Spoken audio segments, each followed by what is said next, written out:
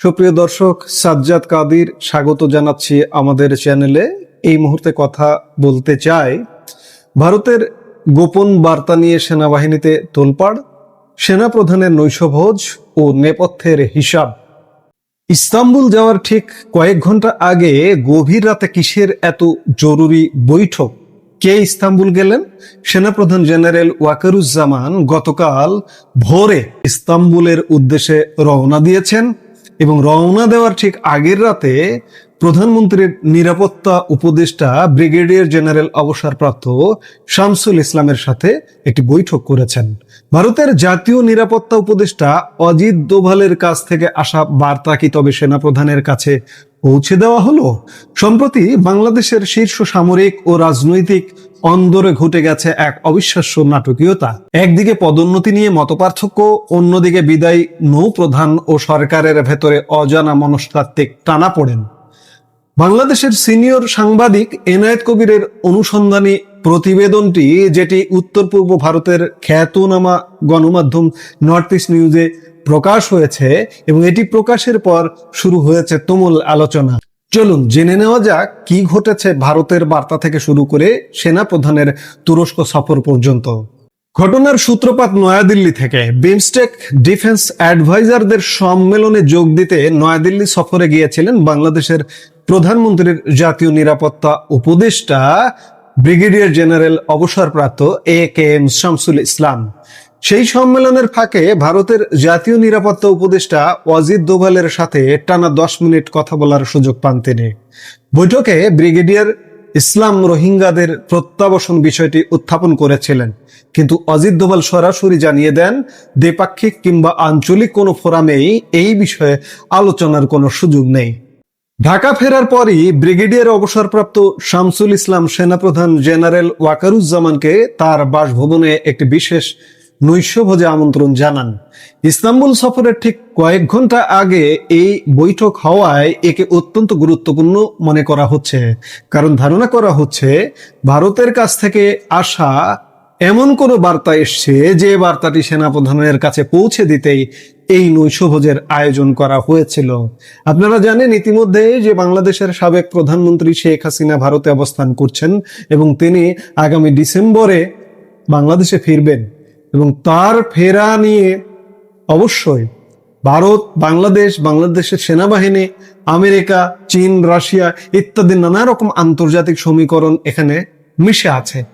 এই সমীকরণেরই কোনো বার্তা কি অজিত দোভাল দিয়েছেন ব্রিগেডিয়ার শামসুল ইসলামের মাধ্যমে? এবং সেই বার্তাটা কি সেনা প্রধানের কাছে তড়িৎ গতিতে পৌঁছে দেবার জন্যই কি সেনাপ্রধান যেদিন ইস্তাম্বুল গেলেন তার ঠিক আগের রাতে ভোরে গেছেন সেনাপ্রধান, মধ্যরাত পর্যন্ত বৈঠক করেছেন, বৈঠক করে ভোরে চলে গেছেন? বিশেষ কোনো বার্তা অবশ্যই আছে। তবে এই নৈশভোজের প্রেক্ষাপট শুধু ভারতের বার্তাতেই সীমাবদ্ধ ছিল না, এতে উপস্থিত ছিলেন বিদায়ী নৌবাহিনী প্রধান অ্যাডমিরাল নাজমুল হাসানও। Air chief marshal Hasan Mahmud খানকে কিন্তু এই নৈশভোজে আমন্ত্রণ জানানো হয়নি। আদতে অ্যাডমিরাল হাসানের জন্য এটি ছিল একটি বিদায়ী সংবর্ধনা। বলে রাখা ভালো, 2024 সালের 5 আগস্ট শেখ হাসিনা সরকারের পতনের পেছনে যে ছদ্মবেশী সামরিক অভ্যুত্থান ঘটেছিল তাতে গুরুত্বপূর্ণ ভূমিকা রেখেছিলেন এই অ্যাডমিরাল হাসান। সেনাপ্রধান জেনারেল ওয়াকারুজ্জামান তৎকালীন ভারতীয় সেনাপ্রধান জেনারেল উপেন্দ্র দ্বিবেদীর সাথে নিয়মিত যোগাযোগ রক্ষা করতেন। সেই সময় জেনারেল দ্বিবেদীর সাথে যোগাযোগের পরই সামরিক বাহিনী শেখ হাসিনাকে দেশ থেকে বাধ্য করেছিল বলে অভিযোগ রয়েছে। বর্তমান তারেক রহমানের নেতৃত্বাধীন বিএনপি সরকার গত সপ্তাহে বিদায়ী নৌপ্রধান অ্যাডমিরাল হাসানের চাকরির মেয়াদ বৃদ্ধি মঞ্জুর করেনি।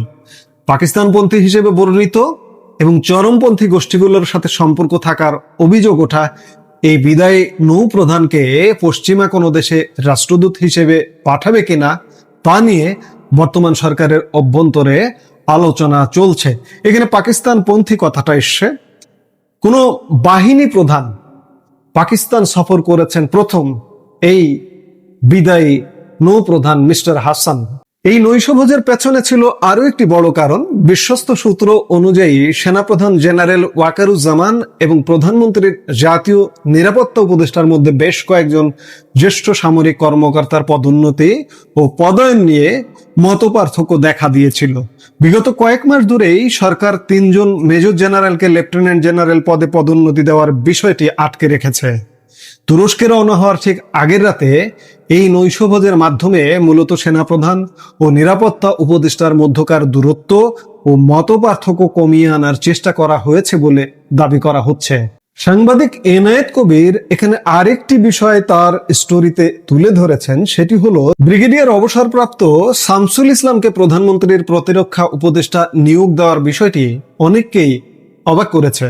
কারণ 2024 সালের 5 অগাস্টের আগ পর্যন্ত বিএনপি চেয়ারপারসন বেগম খালেদা জিয়ার নিরাপত্তা উপদেষ্টা হিসেবে নিয়োজিত ছিলেন মেজর জেনারেল অবসরপ্রাপ্ত ফজলে এলাহি আকবর। তারেক রহমানের বাংলাদেশে প্রত্যাবর্তন সহ রাজনৈতিক নানা বিষয়ে আকবর গুরুত্বপূর্ণ ভূমিকা পালন করেছিলেন। এমনকি 5 অগাস্ট সেনাপ্রধান, বিএনপি এবং অন্যান্য রাজনৈতিক দলগুলোর সাথে যে বৈঠক হয়েছিল, এই মূল সমন্বয়কের ভূমিকা পালন করেছিলেন কিন্তু এই মেজর জেনারেল অবসরপ্রাপ্ত ফজলে এলাহি আকবর। পরবর্তীতে তিনি সিন থেকে আউট হয়ে গেছেন। যেভাবে বিএনপির ত্যাগী নেতারা মন্ত্রিপরিষদ বা কোনো সুবিধাজনক জায়গায় সরকারে স্থান পাননি, ঠিক তেমনি মেজর জেনারেল অবসরপ্রাপ্ত ফজলে এলাহি আকবর দীর্ঘদিন বিএনপির সাথে কাজ করেও তিনি কিন্তু কোনো সুবিধাজনক অবস্থান পাননি। তারেক রহমান ঢাকায় ফেরার পর থেকে জেনারেল আকবরকে বিএনপি কিংবা সরকারের কোনো ভূমিকায় আর দেখা যায়নি। তবে গত সপ্তাহে তাকে কুর্মিটোলা গল্ফ ক্লাবে বেশ প্রফুল্ল মেজাজে দেখা গেছে। এবার আসি সেনাপ্রধানের তুরস্ক সফরের মূল উদ্দেশ্যে। ড্রাগন ও বাইরাক্টারের মতো তুরস্কের উন্নত সামরিক প্রযুক্তি সরাসরি পরখ করে দেখতে সেনাপ্রধান তুরস্ক সফরে গেছেন। আইএসপিআর-এর প্রেস বিজ্ঞপ্তি অনুযায়ী এই সফরে তিনি একাধিক তুর্কি ডিফেন্স ইন্ডাস্ট্রির সুবিধা ঘুরে দেখবেন। তাছাড়া তুর্কি সশস্ত্র বাহিনীর জ্যেষ্ঠ সদস্য ও প্রতিরক্ষা কর্মকর্তাদের সাথে সৌজন্য সাক্ষাৎ এবং দ্বিপাক্ষিক প্রতিরক্ষা সম্পর্ক জোরদারের লক্ষ্যে মতবিনিময় করবেন। সবচেয়ে বড় সংবাদ হলো এই সফরের মাধ্যমেই বাংলাদেশের বগুড়া বিমান ঘাঁটিতে তুরস্কের একটি ড্রোন নির্মাণ কারখানা গড়ে তোলার বিষয়টি চূড়ান্ত হতে পারে। উল্লেখ্য, এর মাত্র কয়েক সপ্তাহ আগেই সামরিক প্রযুক্তি স্থানান্তরের বিষয়টি নিয়ে আলোচনা করতে সেনাপ্রধান জেনারেল ওয়াকারুজ্জামান চেক প্রজাতন্ত্র ও স্লোভাকিয়া সফর করেছিলেন। ভূ রাজনীতি, দেশের অভ্যন্তরীণ সামরিক পদায়ন ও প্রযুক্তিগত আধুনিকায়নের এই মেগা সমীকরণ শেষ পর্যন্ত বাংলাদেশের প্রতিরক্ষা ব্যবস্থাকে কোন দিকে নিয়ে যায় সেটাই এখন দেখার বিষয়।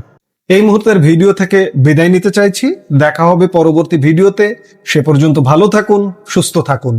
আমাদের ভিডিওগুলো নিয়মিত পেতে সাবস্ক্রাইব করুন সাজ্জাদ কাদির ইউটিউব চ্যানেল এবং লাইক, কমেন্ট, শেয়ার করে সাথে থাকুন।